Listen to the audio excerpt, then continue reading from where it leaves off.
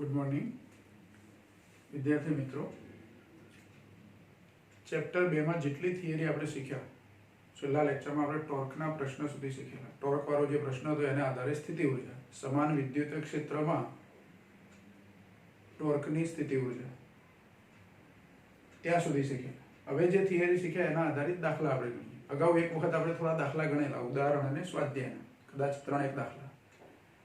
उदाहरण में 2.1 અને 2.2 ગણેલા। આજે આપણે દાખલો ગણીએ છીએ ઉદાહરણ 2.3। જો આમ તો દાખલો છે પણ ખાલી સમજૂતી છે, આમાં કોઈ આંકડાકીય માહિતી આપી નથી અથવા એવી આંકડાકીય ગણતરીઓ આપણે કરવાની નથી, પણ જુદા જુદા 5 પ્રશ્નો પૂછ્યા છે એના જવાબ આપવાના છે। પ્રશ્ન શું છે તો આપણને બે વિદ્યુતભારો આપ્યા છે। અહીંયા એક ધન વીજભાર છે, એનું વિદ્યુત ક્ષેત્ર આપ્યું છે। આ એની ક્ષેત્ર રેખાઓ આપણે બતાવી છે। ધન વીજભાર હોય એટલે 12 તરફની દિશામાં વિદ્યુત ક્ષેત્ર રેખાઓ, એનું વિદ્યુત ક્ષેત્ર રીતે હોય। અહીં ઋણ વીજભાર આપ્યો છે તો એનું વિદ્યુત ક્ષેત્ર, એની ક્ષેત્ર રેખાઓ દોરીએ તો વીજભાર તરફ હોય, વીજભારમાં દાખલ થતી દિશામાં। હવે આ ધન વીજભારના વિદ્યુત ક્ષેત્રમાં બે બિંદુઓ આપ્યા છે આપણને, P અને Q। P બિંદુ છે ધન વીજભારની નજીક છે, જ્યારે Q બિંદુ થોડુંક દૂર છે, અને અસમાન વિદ્યુત ક્ષેત્ર કહેવાય। બિંદુવત વીજભારનું વિદ્યુત ક્ષેત્ર કેવું કહેવાય? અસમાન।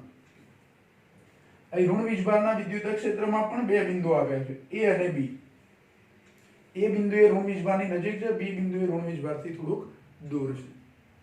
હવે જે પ્રશ્નો પૂછ્યા છે જુઓ તો પહેલો પ્રશ્ન, Vp - Vq તથા Vb - Va ના ચિહ્ન એટલે કે એની નિશાની શું હશે? હું P બિંદુએ સ્થિતિમાન ગણું, Q બિંદુએ સ્થિતિમાન ગણું અને Vp - Vq લો તો એની નિશાની ધન હશે કે ઋણ? મૂલ્ય કેટલું એવું પૂછ્યું નથી, માત્ર શું પૂછ્યું છે આપણને કે એની નિશાની ધન હશે કે ઋણ। એવી જ રીતે Vb - Va ની નિશાની કેવી હશે? પછી બીજો પ્રશ્ન છે, એક નાના ઋણ વિદ્યુતભાર માટે એક બિંદુવત નાનો ઋણ વીજભાર લઈએ છે। આ વીજભારોની વાત નથી, જેનું ક્ષેત્ર છે નહીં એ સિવાયનો એક વીજભાર। નાના બિંદુવત ઋણ વીજભાર માટે UQ - UP એટલે UQ Q બિંદુ પાસે સ્થિતિ ઊર્જા અને P બિંદુ પાસે સ્થિતિ ઊર્જાનો તફાવત, એની નિશાની કેવી હશે? એ જ રીતે B બિંદુ પાસે સ્થિતિ ઊર્જા અને A બિંદુ પાસે સ્થિતિ ઊર્જાના તફાવતની નિશાની કેવી હશે? એટલે નિશાનીઓ જ કહેવાની છે। એટલે ત્રીજો પ્રશ્ન છે, એક નાના ધન વિદ્યુતભાર માટે UQ - UP એટલે કે ધન વિદ્યુતભારને એક બિંદુએથી બીજા બિંદુએ લઈ જઈએ તો સ્થિતિ ઊર્જાનો તફાવત જે કરવા પડતા કાર્ય જેટલો હોય તો કાર્યની નિશાની શું હશે? ચોથો પ્રશ્ન, એક નાના ઋણ વિદ્યુતભાર માટે UB - UA શું હશે? UB - UA અહીંયા જો કીધું જ છે એટલે UB - UA એની નિશાની લેવાની છે। પાંચમો પ્રશ્ન, નાના ઋણ વિદ્યુતભારને B થી A લઈ જતા ગતિ ઊર્જા વધશે કે ઘટશે? એક નાના ઋણ વિદ્યુતભારને B થી A સુધી લઈ જતા ગતિ ઊર્જા વધે કે ઘટે? એટલે જો અહીંયા જે પ્રશ્નો પૂછ્યા છે એમાં કોઈ આંકડાકીય માહિતી નથી, માત્ર નિશાનીઓ કહેવાની છે, બરાબર? તો એના માટે પહેલા આપણી જોડે શું હોવું જોઈએ? તો ધન વિદ્યુતભારના વિદ્યુત ક્ષેત્રમાં Vp અને Vq, Vp વધારે હશે કે Vq વધારે હશે એ પહેલા નક્કી કરીએ। જો આકૃતિ પરથી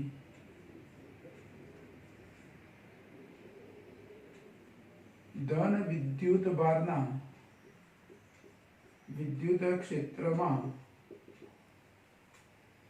હવે વિદ્યુત સ્થિતિમાન P બિંદુએ સ્થિતિમાનનું સૂત્ર શું? તો ધારો કે આ વિદ્યુતભાર Q હોય +Q તો KQ/R સૂત્ર પ્રમાણે હવે P બિંદુનું અંતર ઓછું છે Q ની કમ્પેરિઝનમાં, એટલે અહીંયા R ઓછા, V ચલે છે 1/R। ધન વિદ્યુતભારના વિદ્યુત ક્ષેત્રમાં V ચલે છે 1/R પરથી, જો V ચલે છે 1/R પરથી હું શું લખી શકું? તો P બિંદુએ સ્થિતિમાન વધારે હશે, ઓછું અંતર છે એટલે વ્યસ્ત પ્રમાણ છે, અને અહીંયા સ્થિતિમાન ઓછું હશે એટલે આવું કહી શકું કે Vp > Vq। આ એક વસ્તુ। એવું અહીંયા શું હશે? Va અને Vb માં શું વધારે અને શું ઓછું હશે?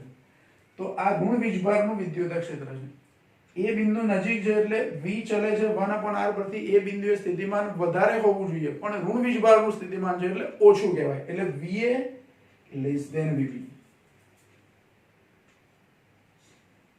ઋણ વિદ્યુત ભારના વિદ્યુત ક્ષેત્રમાં વીબી બી વધારે હશે અને એ બિંદુએ સ્થિતિમાન ઓછું હશે એટલે વીબી ગ્રેટર ધેન વીએ. આટલી માહિતી આપણે આકૃતિ પરથી મળે. હવે પહેલો પ્રશ્ન છે. પહેલા પ્રશ્નનો જવાબ શું? તો અહીંયા કીધું આપણે વીપી વધારે છે ને વીક્યુ ઓછા, તો વધારેમાંથી ઓછું મૂલ્ય બાદ કરવાનું છે એટલે આ તફાવતની નિશાની ધન હોય. એટલે કે વીપી ગ્રેટર ધેન વીક્યુ હોવાથી વીપી માઇનસ વીક્યુ ની નિશાની ધન હશે. એકનો જવાબ મળી ગયો. પછી બી બિંદુનું સ્થિતિમાન વધારે ને એ બિંદુનું સ્થિતિમાન ઓછું, તો અહીંયા વીબી માઇનસ વીએ ની નિશાની પણ શું આવશે? ધન આવશે. એટલે આમાં જ બીજો પ્રશ્ન વીબી ગ્રેટર ધેન વીએ હોવાથી વીબી માઇનસ વીએ ની નિશાની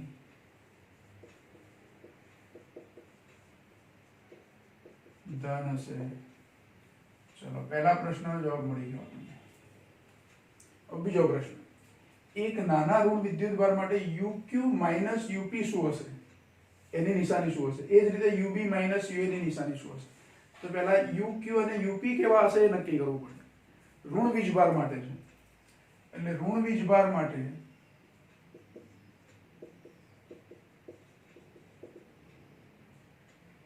યુક્યુ બરાબર માઇનસ ક્યુ ઇન્ટુ વીક્યુ. હવે જુઓ વીક્યુ અહીંયા લખ્યું છે આપણે વીપી ગ્રેટર ધેન વીક્યુ એટલે વીક્યુ ઓછા હતા, આગળ નિશાની માઇનસ છે એટલે ઓછા હતા એ ઋણ મૂલ્ય ઓછું રહેશે. ઋણ મૂલ્ય ઓછું એટલે વધુ ધન એવું કહેવાય.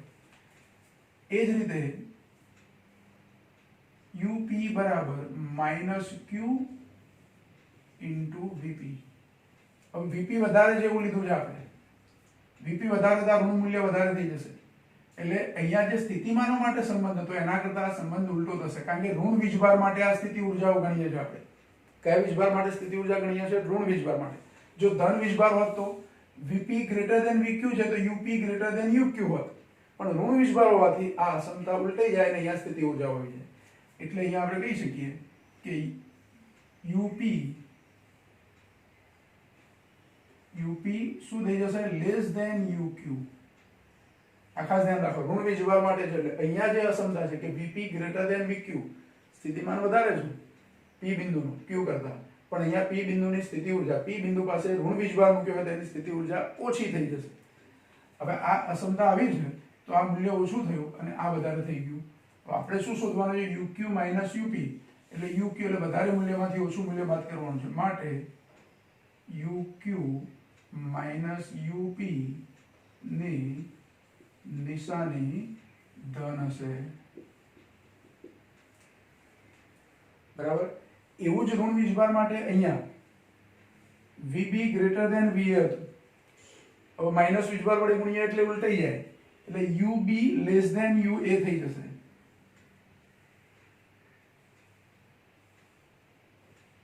યુએ બરાબર માઇનસ ક્યુ ઇન્ટુ વીએ તથા યુબી બરાબર માઇનસ ક્યુ ઇન્ટુ વીબી. હવે આમાં વીબી વધારે હતા પણ આગળ નિશાની આવી ગઈ માઇનસ ક્યુ વડે ગુણ્યા પછી એટલે ઓછું થઈ ગયું અને આ વધી ગયું એટલે અહીંયા આવું થશે યુબી લેસ ધેન યુએ. હવે અહીંયા તફાવત કયો પૂછ્યો? UB minus UA. UB minus UA પૂછ્યું છે તો આની નિશાની શું આવશે? ધન આવશે. એટલે માટે યુબી માઇનસ યુ સોરી અહીંયા ઓછું થઈ ગયું છે, યુબી ઓછા થઈ ગયા છે એ ની નિશાની કેવી આવશે? ઋણ હશે. કારણ કે યુ બી ઓછા થઈ ગયા અને યુ એ વધી ગયા, ઓછા મૂલ્યમાંથી વધારે મૂલ્ય બાદ કરવાનું છે એટલે યુબી માઇનસ યુ એ કેવા આવશે? ઋણ આવશે. એટલે એની નિશાની ઋણ હશે. આ બીજો પ્રશ્ન થયો. ત્રીજો પ્રશ્ન, એક નાના ધન વિદ્યુતભાર માટે યુક્યુ માઇનસ યુપી બરાબર ડબલ્યુ એટલે કે કાર્ય જે થાય એની નિશાની કેવી હશે?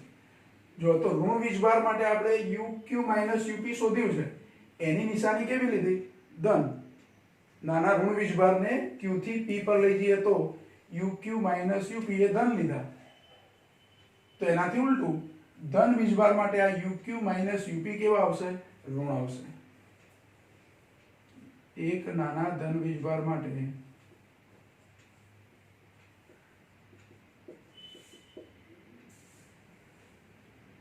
UQ - UP બરાબર W, એની નિશાની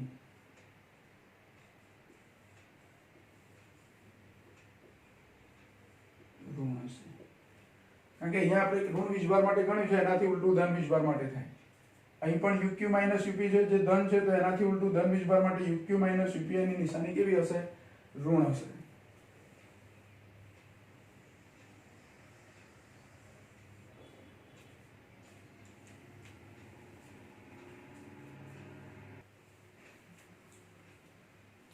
જો ચોથો પ્રશ્ન છે, એમાં એક નાના ઋણ વિદ્યુતભાર માટે UB - UA નહીં, પણ આપણે શોધવાનું છે UA - UB.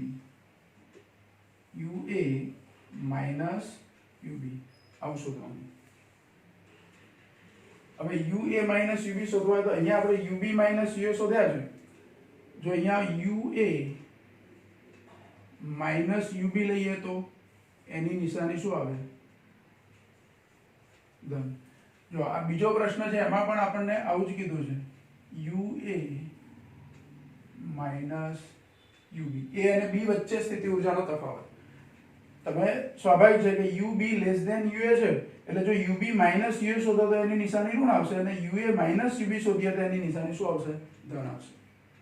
મુખ્ય પ્રશ્ન શું છે આપણો? કે સ્થિતિ ઊર્જા કેવી છે તે. A બિંદુએ સ્થિતિ ઊર્જા કેવી છે? B બિંદુએ સ્થિતિ ઊર્જા કેવી છે?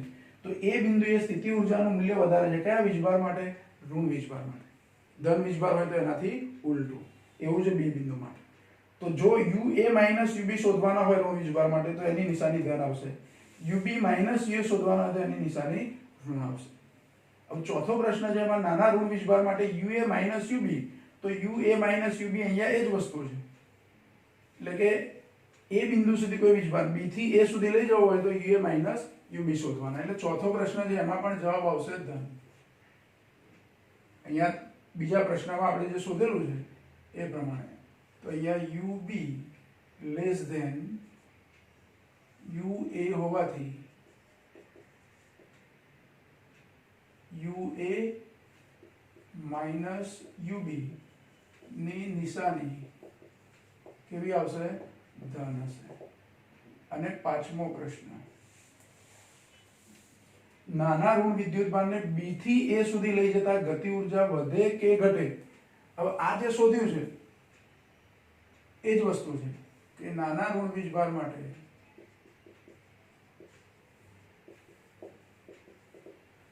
ક્યાંથી ક્યાં લઈ જઈએ છે? તો B થી A લઈ જઈએ છે. હવે B બિંદુએ સ્થિતિ ઊર્જા ઓછી છે અને A બિંદુએ એની સ્થિતિ ઊર્જા વધે છે, એટલે સ્થિતિ ઊર્જામાં શું થયો? વધારો થાય છે. નાના ઋણ વીજભાર માટે વિદ્યુત ભારને B થી A પર લઈ જતા સ્થિતિ ઊર્જામાં શું થાય છે? સ્થિતિ ઊર્જામાં વધારો થાય છે. હવે આંતરિક ઊર્જાના સંરક્ષણ નિયમ પ્રમાણે સ્થિતિ ઊર્જામાં વધારો થાય તો ગતિ ઊર્જામાં શું થાય? તો ઘટાડો થાય. તેથી ગતિ ઊર્જામાં ઘટાડો થશે. જો અહીંયા જે પ્રશ્નો પૂછ્યા છે એમાં મુખ્ય વસ્તુ કઈ છે? તો ધન વીજભારના વિદ્યુત ક્ષેત્રમાં બે બિંદુઓ માટે સ્થિતિમાન નક્કી કરવાનું પહેલા, કે કયા બિંદુએ સ્થિતિમાન વધારે, કયા બિંદુએ સ્થિતિમાન ઓછું, એવું અહીંયા માટે. તો એ બે વસ્તુ આપણે અહીંયા નક્કી કરી દીધી. હવે સ્થિતિ ઊર્જા લેવી હોય તો જો ધન વીજભારની સ્થિતિ ઊર્જા લેવાની હોત બંનેમાં, અહીંયા અથવા અહીંયા, એક બિંદુ ધન વીજભારની P બિંદુએ અને Q બિંદુએ સ્થિતિ ઊર્જા લેવાની હોત, તો જો ધન વીજભાર હોત તો V ને Q વડે ગુણીએ તો જે વધારે સ્થિતિમાન હોય ત્યાં સ્થિતિ ઊર્જા પણ વધારે મળે, અને ઓછી સ્થિતિ ઊર્જા હોય ત્યાં ઓછું સ્થિતિમાન હોય ત્યાં સ્થિતિ ઊર્જા ઓછી મળે. કયા વીજભાર માટે? ધન વીજભાર માટે. ઋણ વીજભાર માટે એનાથી ઉલટું. આટલું નક્કી થાય પછી તફાવત કયો શોધવો છે એ આપણને ખબર પડી જાય. વધારે મૂલ્યમાંથી ઓછું મૂલ્ય બાદ કરો તો તફાવત ધન, ઓછામાંથી વધારે મૂલ્ય બાદ કરો તો તફાવત ઋણ, આટલું જ યાદ રાખવાનું. આમાં બીજી કોઈ ગણતરીઓ સૂત્ર પરથી આપણે કરવાની નથી.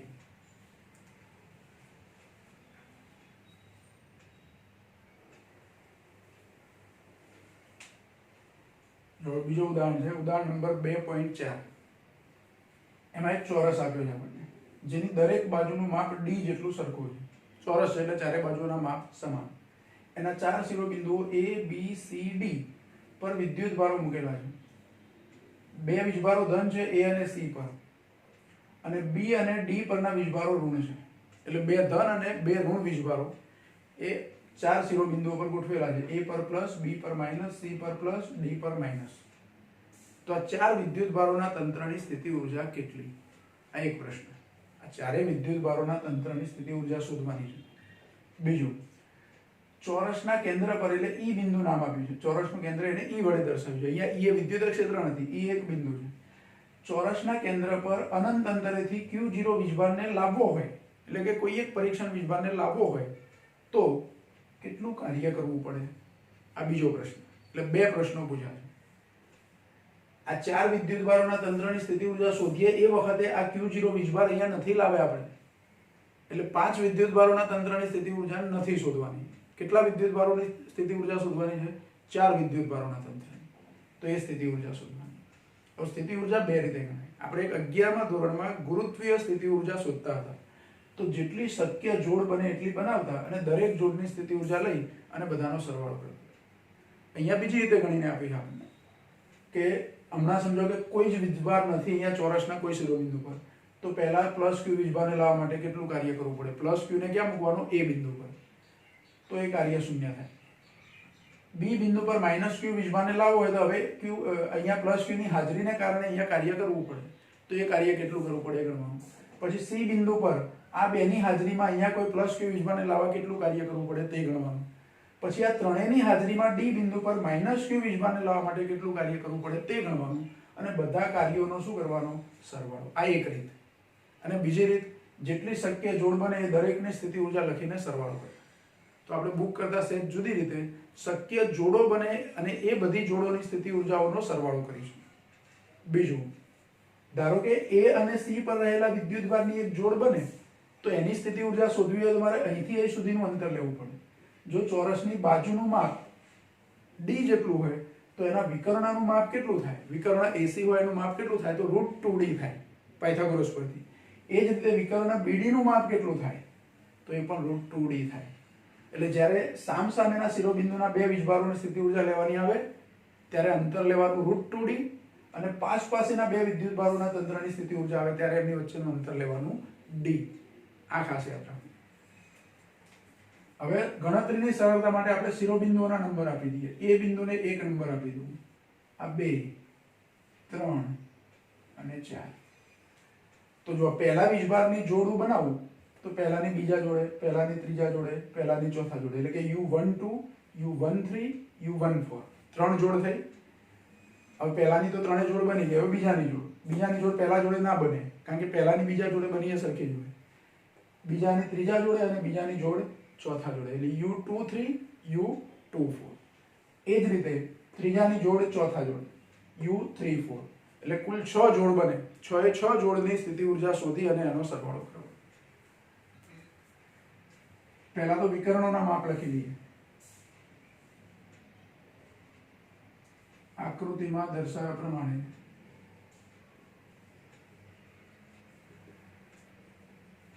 વિકર્ણ AC એનું માપ બરાબર વિકર્ણ BD બરાબર √2d થાય. જરૂર પડે ત્યારે આના માપ √2d લેવાના. હવે સ્થિતિ ઊર્જાની જોડો લઈ અને એનો સરવાળો કરવાનો. તો તંત્રની કુલ સ્થિતિ ઊર્જા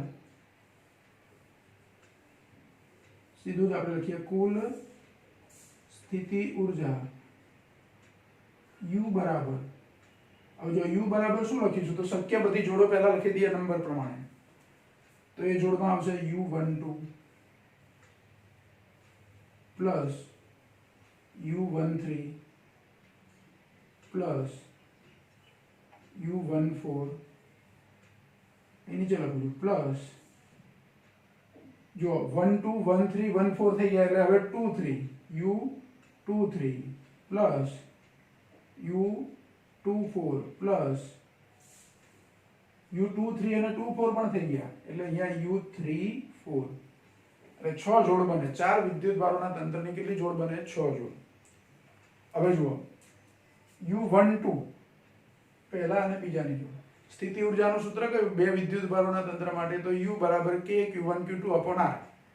k q1 q2 upon r. એવી રીતે આ સ્થિતિ ઊર્જા થાય. તો k એટલે આપણે કુલમ બચાવવાનું. q1 q2 માં એક વીજભાર ધન છે, એક વીજભાર ઋણ છે. મૂલ્ય બેના ભલે સરખા છે પણ એક ધન એક ઋણ છે એટલે q સ્ક્વેર થાય પણ નિશાની કઈ આવે? માઈનસ. તો આ સ્થિતિ ઊર્જા ઋણ થશે અને બે વીજભારો વચ્ચેનું અંતર કેટલું? d. તો r ને બદલે શું લખવાના? d. એટલે જો અહીંયા આવું લખાશે આપણને minus kq square upon d. જો પહેલા અને બીજા આ બે વીજભારના તંત્રની સ્થિતિ ઊર્જા થઈ ગઈ. q1 q2 ને બદલે પ્લસ q માઈનસ q એટલે નિશાની માઈનસ, એમની વચ્ચેનું અંતર d. 1 3 માં શું આવશે? તો 1 3 માં બંને ધન છે એટલે આ નિશાની માઈનસ છે એવી અહીંયા પ્લસ આવશે. આ માઈનસ છે પણ અહીંયા શું આવશે? પ્લસ. તો અહીંયા આવશે નિશાની 1 3 માં પ્લસ. બીજું q અને q જ વીજભાર છે એટલે q સ્ક્વેર થઈ જશે પણ એમની વચ્ચેનું અંતર √2d આવશે એટલે અહીંયા આવશે kq square upon √2d plus 1 4 એટલે આ બે વીજભારો આના જેવું જ એક ધન એક ઋણ અંતર d. તો અહીંયા પણ એક ધન એક ઋણ અંતર d એટલે એક્ઝેક્ટ આના જેવું kq સ્ક્વેર અપોન d પણ નિશાની કઈ થઈ જશે? Minus kq square upon d. જો u14 પણ મળી ગયો આપણને. પછી આ 2 3 તો u23 માં આ બે વચ્ચેનું અંતર d છે એટલે એક ધન એક ઋણ છે એટલે ફરીથી minus kq square upon d. પછી u24 માં બંને વીજભારો ઋણ માઈનસ માઈનસ શું થઈ જાય? પ્લસ. એટલે અહીંયા નિશાની આવશે plus kq square upon √2d. અને છેલ્લું પદ u34 આ બે. તો u34 માં આવશે એક ધન એક ઋણ એટલે નિશાની minus kq square upon d. એમની વચ્ચેનું અંતર d છે. હવે આટલી ગણતરીમાં તમે જુઓ તો ઋણ નિશાની વાળા ચાર પદો છે અને ચારે ચાર સરખા છે. kq સ્ક્વેર અપોન d આગળ નિશાની કઈ? માઈનસ.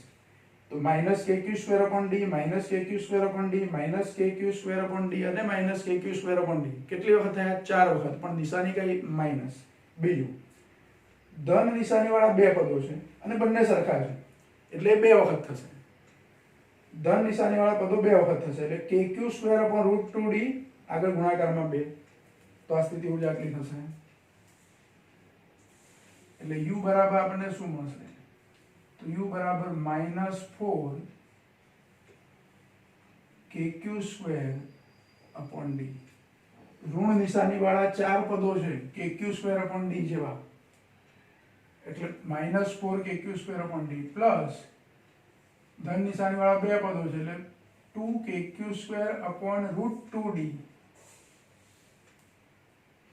હવે આમાંથી કોમન શું નીકળશે? તો જુઓ આ 2 અને છેદમાં √2 છે એટલે આ √2 થઈ જશે. કોમન આપણે કોને લઈએ? તો kq સ્ક્વેર અપોન d ને કોમન લઈએ. ખાલી હું kq square upon d common લઉં, kq square upon d common લઉં તો શું વધ્યું કૌંસમાં? તો -4 પ્લસ √2 અથવા √2 -4 એવું લખી શકો. આ ક્રમ આગળ પાછળ કરો તો √2 પ્લસ છે એટલે પહેલું લખો -4 પછી લખો ચાલે. મારે માઈનસ નિશાની કોમન કાઢવી હોય માઈનસ નિશાની તો minus kq square upon d. તો હવે શું થઈ જાય? આ -4 છે પ્લસ થઈ જાય અને √2 છે માઈનસ થઈ જાય. અને k ને બદલે 1/4πε0 લખવા હોય તો લખાય. આપણે k ના k જ રાખીએ છીએ. k એટલે કુલંબ ચાર્જ. તો આ ચાર વિદ્યુત ભારોના તંત્રની સ્થિતિ ઊર્જા મળી ગઈ. આ ગણતરી આપણને થોડીક સહેલી મળશે. 11મા ધોરણમાં આવી જ રીતે m દળ ધરાવતા ચાર કણો ચોરસના શિરોબિંદુ પર મૂક્યા હોય તો એવા તંત્રની સ્થિતિ ઊર્જા શોધેલી. પણ એમાં કણના દળમાં ઋણ નિશાની ના આવે એટલે બધા ધન હતા એટલે અહીંયા નિશાની આપણી પ્લસ આવતી હતી એટલે આ નિશાની પ્લસ આવે માઇનસ ના આવે. એવી રીતે ગુરુત્વીય સ્થિતિ ઊર્જાનો આવો જ એક દાખલો આપણે 11મા ધોરણમાં ગણેલો છે. એટલે એના જેવી જ રીત આપણે અહીંયા વાપરી. બુકમાં ભલે સહેજ જુદી રીત આપી છે પણ આ રીતે તમે આ દાખલો ગણી શકો. આમાં બીજો પ્રશ્ન પણ પૂછ્યો છે. આ પહેલા પ્રશ્નનો જવાબ મેળવ્યો આપણે. બીજો પ્રશ્ન શું છે? તો અનંત અંતરેથી Q0 વિદ્યુત ભારને E બિંદુ પર એટલે કે ચોરસના કેન્દ્ર પર લાવવો હોય તો કેટલું કાર્ય કરવું પડે? તો W બરાબર Q × V આવું સૂત્ર છે આપણી જોડે. પણ અહીંયા V કેટલા તે ગણવા પડે. ધન વીજભારનું સ્થિતિમાન અહીંયા ધન થાય અને ઋણ વીજભારનું સ્થિતિમાન ઋણ થાય. અહીંયા બે ધન વીજભારો છે એમનું સ્થિતિમાન ધન હશે, બે ઋણ વીજભારો છે એમનું સ્થિતિમાન ઋણ હશે. બધા વીજભારો કેન્દ્રથી સરખા અંતરે છે, કેન્દ્રથી દરેક શિરોબિંદુનું અંતર સરખું હોય એટલે કેન્દ્ર પર કુલ સ્થિતિમાન કેટલું થાય? તો કુલ સ્થિતિમાન 0 થાય. કારણ કે ધન વીજભારોનું સ્થિતિમાન, આ બે ધન વીજભારોનું સ્થિતિમાન અહીંયા જેટલું ધન હશે એટલું જ આ બે ઋણ વીજભારોનું સ્થિતિમાન અહીંયા હશે જે ઋણ હશે. એટલે સમાન મૂલ્યના ધન અને ઋણ સ્થિતિમાનો કેન્દ્ર પર હશે એટલે કુલ સ્થિતિમાન શું થશે? 0 થશે. એટલે ચોરસના કેન્દ્ર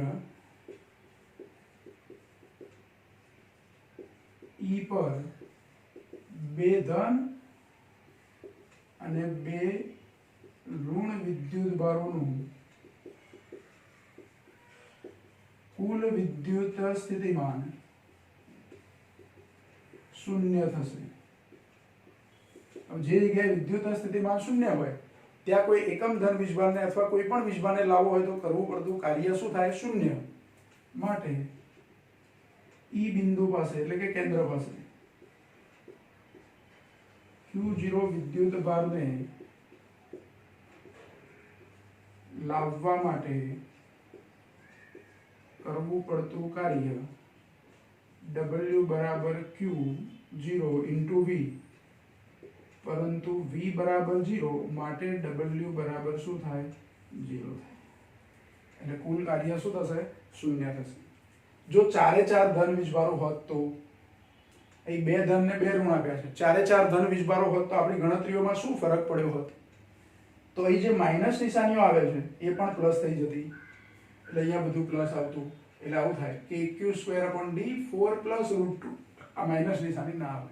બીજું, ચોરસના કેન્દ્ર પર સ્થિતિમાન કેટલું થાય? તો 0 ના થાય. પછી ચોરસના કેન્દ્ર પર મારે સ્થિતિમાન શોધવું હોય તો પહેલા તો આટલું અંતર મારે શોધવું પડે. આ વિકર્ણનું માપ છે એના કરતાં અડધું માપ થાય કેન્દ્રથી શિરોબિંદુનું.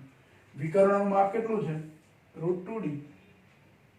વિકર્ણનું માપ શું છે? √2D. તો √2D એને 2 વડે ભાગી દેવાના એટલે √2/2 એટલે D/√2 એટલું થાય. તો D/√2 જેટલા અંતરે એક વિદ્યુત ભારનું જેટલું સ્થિતિમાન હોય એટલું ચારે ચારનું હોય એટલે 4 વડે એને ગુણી કાઢવાના એટલે સ્થિતિમાન 0 મળે નહીં. અને એ જે સ્થિતિમાન મળે એને Q0 વડે ગુણી દઈએ એટલે કાર્ય મળે. જો એવી ગણતરી પણ આપણે અહીંયા બતાવી દઈએ. આ વધારાની ગણતરી છે. પ્રશ્નમાં આપણને એવું પૂછ્યું નથી પણ ધારો કે પરીક્ષામાં આ જ પ્રશ્નમાં ચારે ચાર વિદ્યુત ભારો આપણને ઋણ આપ્યા હોય તો ગણતરી શું થાય? તો અહીંયા બાજુમાં લખીએ.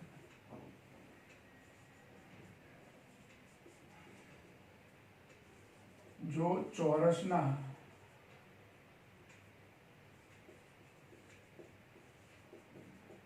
ચારે શિરોબિંદુઓ પર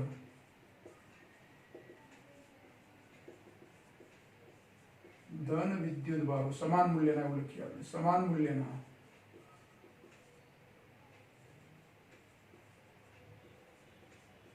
ધન વિદ્યુત ભારો હોય તો U કેટલા થાય? ટૂંકમાં તમારે આવી જ ગણતરી કરવાની છે પણ એ નિશાની માઇનસ છે એને બદલે શું આવશે? પ્લસ. એટલે હું ડાયરેક્ટ આ સ્ટેપ લખું છું. તો U બરાબર 4kq² / D plus 2kq² / √2D. અને આનું સાદું રૂપ આપીએ તો અહીંયા નિશાની કઈ આવી જાય? પ્લસ. એટલે મારે કોમન લેવાના kq² / D. તો કૌંસમાં શું વધે? 4 + √2. આવો જવાબ થાય. બધા વિદ્યુત ભારો ધન હોય તો. બીજો પ્રશ્ન, બધા ઋણ હોત તો, ચારે ચાર ઋણ વિદ્યુત ભારો હોત તો બધી નિશાનીઓ માઇનસ બધી નિશાનીઓ પ્લસ જ આવતી. કારણ કે બે વિદ્યુત ભારો લો તમે માઇનસ માઇનસ એટલે પણ શું થઈ જાય? પ્લસ.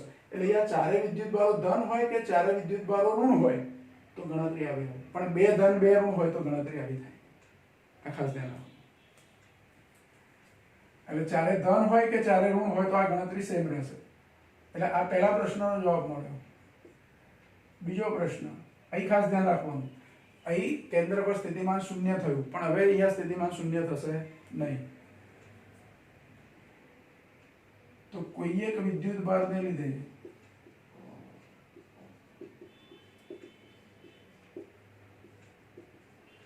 કેન્દ્ર E પર વિદ્યુત સ્થિતિમાન,